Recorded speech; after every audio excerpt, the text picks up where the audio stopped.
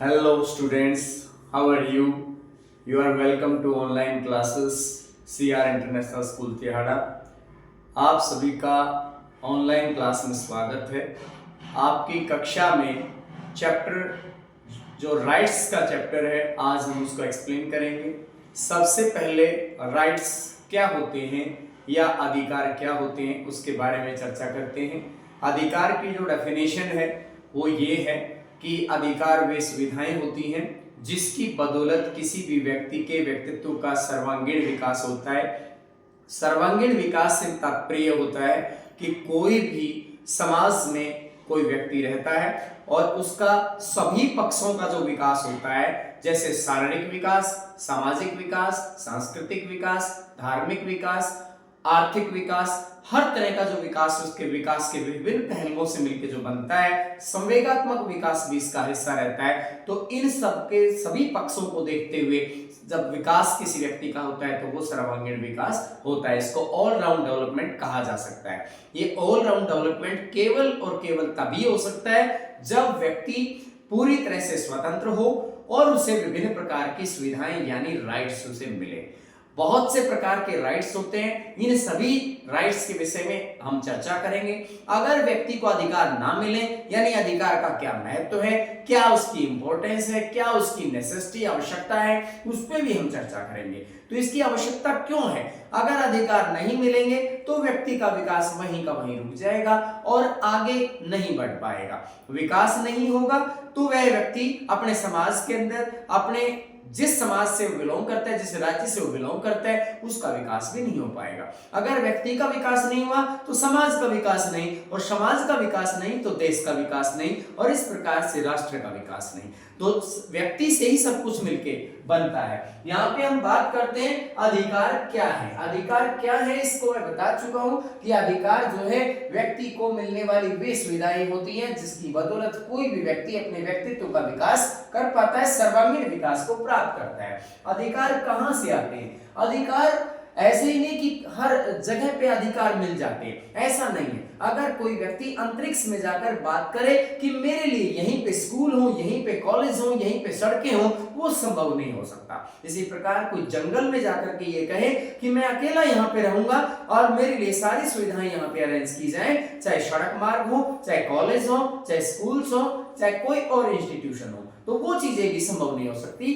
जंगल के अंदर रहने वाले जो आदिवासी लोग हैं उन्हें कम सुविधाएं मिलती है तो उनका विकास कम होता है, और जो हमारे सभ्य समाज के अंदर, चाहे वो गांव में रहते हो चाहे शहर में रहते हो, तो पूरा पूरा विकास प्राप्त कर पाते हैं। उनके लिए अनुकूल माहौल है इसलिए कर पाते हैं। तो ये बात आती है समाज के अंदर रहने से हमें अधिकार मिलते हैं, राज्य के द्वारा अधिकार मिलते हैं। हमारे देश के संविधान में बाकायदा पूर्ण रूप से ये लिखा हुआ है, चैप्टर नंबर 3 जो बिलोंग करता है ह्यूमन जो फंडामेंटल राइट्स से।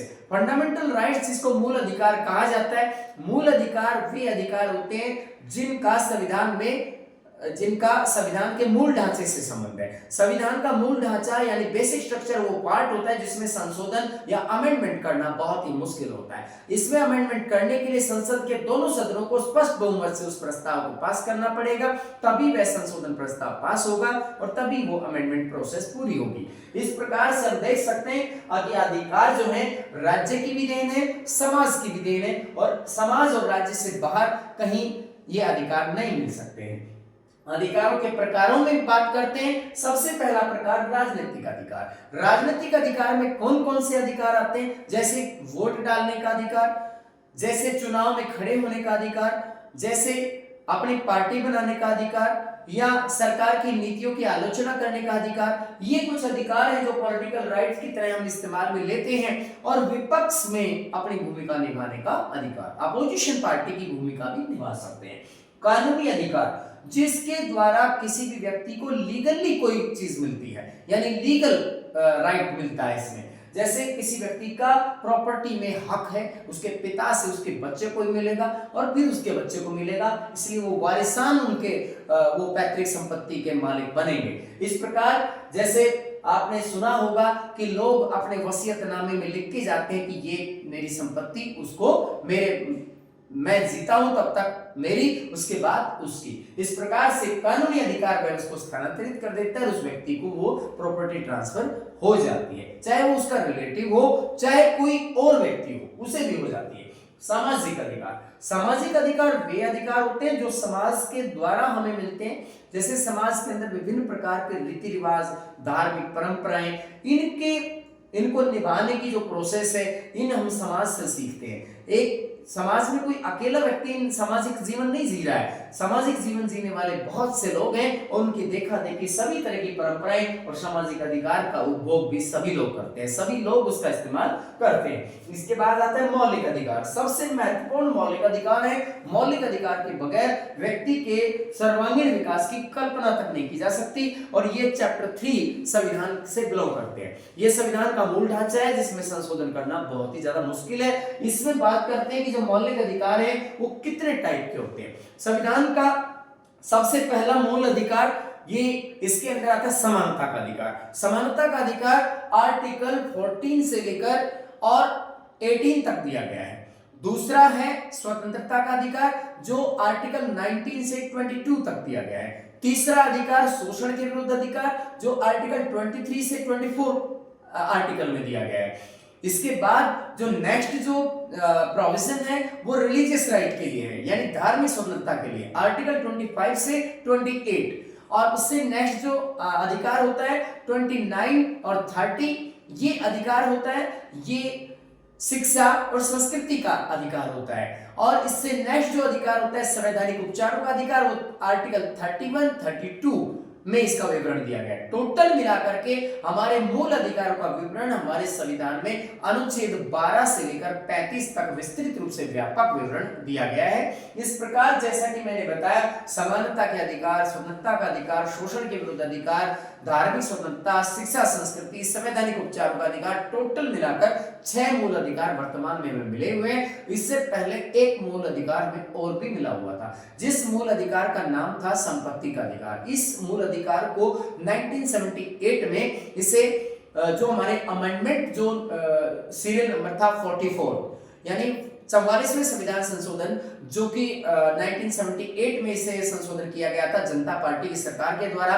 मोरारजी देसाई की सरकार उस समय वर्क कर रही थी और उसी समय इसे संपत्ति के अधिकार को मूल अधिकारों की सूची से हटा करके कानूनी अधिकार का दर्जा दे दिया। ऐसा नहीं कि लोगों को अब राइट नहीं है, राइट तो है, लेकिन वो उसका जो मतलब जो लेवल था उस लेवल को घटा दिया गया है। अब लोग इनवैलिड तरीके से जो पैसा कमाएगा उसके खिलाफ छापे भी पड़ेंगे और उस पर कार्रवाई भी पूरी होगी। कोई किसी प्रकार का ये नहीं कह सकता कि ये तो मेरा फंडामेंटल राइट है, मैं प्रॉपर्टी की जांच नहीं कराऊंगा, 2 नंबर का पैसा है नहीं दिखाऊंगा, वो नहीं हो सकता है। इसके बाद आता है अधिकार और जिम्मेदारियां।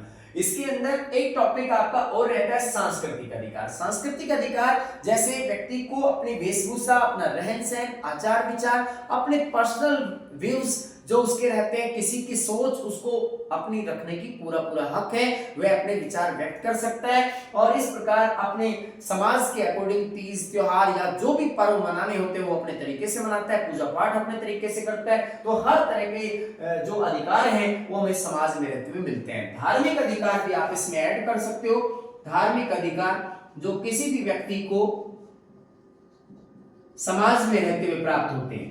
धार्मिक अधिकार में व्यक्ति मंदिर जाता है, मस्जिद जाता है, चर्च में जाता है, कहीं भी जाता है तो वह अपनी धार्मिक उपासना की उसकी अपनी प्रवृत्ति होती है और वह व्यक्ति अपनी उपासना कर सकता है। और इस प्रकार ये पता चलता है कि कोई किसी पे दबाव देकर उसका धर्म परिवर्तन नहीं करा सकते और किसी प्रकार से किसी को परेशान नहीं कर सकते, लालच देकर धर्म परिवर्तन नहीं किया जा सकता।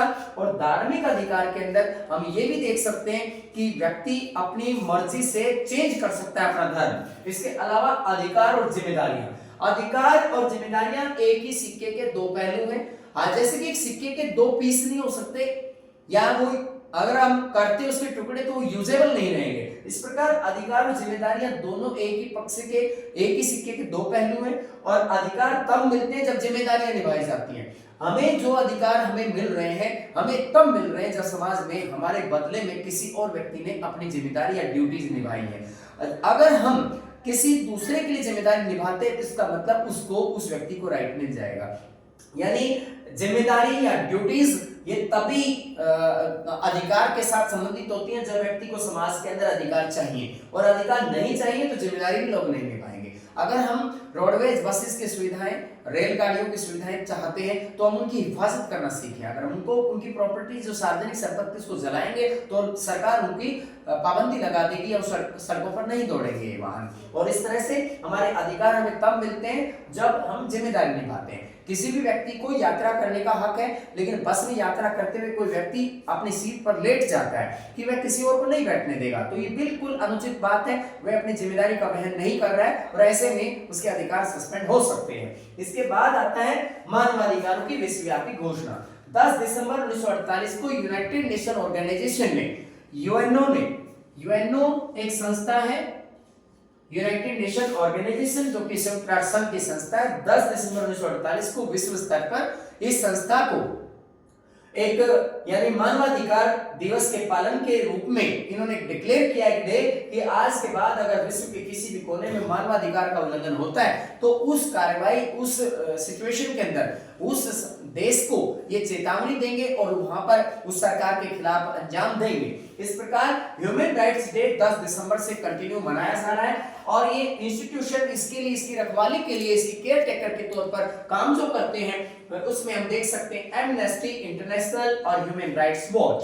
एमनेस्टी इंटरनेशनल एक एनजीओ की तरह काम करता है, ह्यूमन राइट्स वॉच भी इसी तरह काम करता है, जो विश्व में किसी भी स्तर पर अगर मूल अधिकारों का हनन या खास तौर पे ह्यूमन राइट्स अगर नहीं मिलते हैं तो ऐसी परिस्थिति के अंदर उनकी हिफाजत के लिए ये amnesty international human rights watch बनाया गया है। इस प्रकार ये जो भी एनजीओस होते हैं वे इस संस्था इन यानी मानवाधिकार के उल्लंघन के लिए उनको लोगों को हिफाजत दिलाने के लिए एक मानव होने के नाते उसके उचित अधिकार उसको दिलाने के लिए ये अपनाए गए हैं। इस प्रकार ये टॉपिक आपका जो कंप्लीट होता है और इसका एक बार रिवाइज करें। ये अधिकार की डेफिनेशन है, इसमें अधिकार जो है सुविधा की तरह होता है, व्यक्ति के व्यक्तित्व के विकास के लिए होता है। ये जो टॉपिक है पूरा कंप्लीटली इसके नोट्स रेडी करें और रिवाइज करें।